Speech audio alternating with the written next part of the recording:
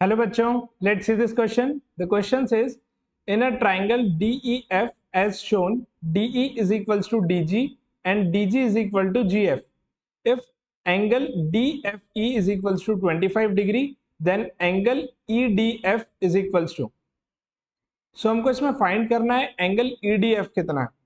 And ये जो diagram दिया है इसमें DE is equals to DG बोला है. So DE and DG equal है एंड आगे DG is equals to GF equal है. So DG and GF is also equal. अब अगर अपोजिट साइड्स किसी भी ट्राइंगल की इक्वल है सो ये आइसोसेलेस ट्राइंगल हो जाएगा. दो साइड्स इक्वल होती है तो आइसोसेलेस ट्राइंगल हो जाता है. अब आइसोसेलेस ट्राइंगल ये अगर है तो इनके जो बेस एंगल्स होंगे ये भी इक्वल होंगे. सो मैं यहाँ पे बोल सकता हूँ DEG और DGE ये दोनों इक्वल एंगल्स होंगे. इसी तरीके से अगर DG और GF इक्वल है सो ये एंगल यानी angle GDF and angle GFD ये दोनों भी एंगल्स इक्वल हो जाएंगे.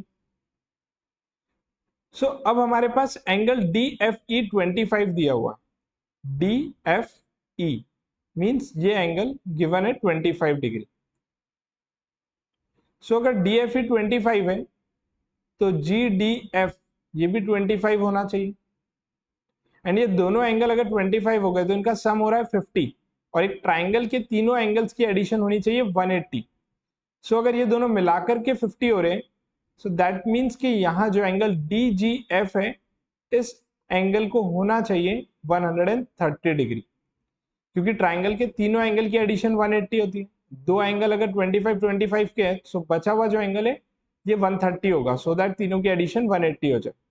अब ये अगर 130 आ चुका है तो आप बोल सकते हैं कि DGE जो एंगल है DGE ये होना चाहिए 50 डिग्री लीनियर पेयर की वजह से, क्योंकि दोनों की एडिशन 130 की एडिशन एंगल DGE के साथ होनी चाहिए 180 क्योंकि लीनियर पेयर फॉर्म कर रहे हैं. सो DGE हो जाएगा 50 डिग्री. अब क्योंकि DGE 50 डिग्री है तो DEG ये भी उतना ही होगा because of isosceles triangle property. अब ये दो एंगल जो है यहाँ पे 50-50 के हो गए. सो DEG ट्राइंगल के अंदर तीनों एंगल की एडिशन 180 होती है.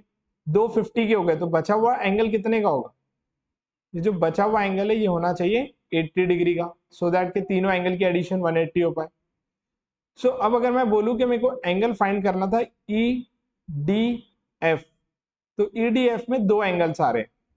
एक एंगल है EDG प्लस दूसरा एंगल है एंगल GDF. सो इन दोनों एंगल्स की अगर मैं एडिशन कर दूं तो EDG कितना मिला था? EDG एंगल आया हमारे पास 80 डिग्री एंड GDF ये एंगल मिला था 25 डिग्री. इन दोनों की एडिशन करते हैं तो फाइनल आंसर मिलेगा 105 degree. So angle EDF is equals to 105 degree. So 105 is the correct answer. Check कर लेते हैं कौन सा ऑप्शन में दिया है. सो 105 is given in option B. So B is the correct answer. I hope you understood it well. Best of luck.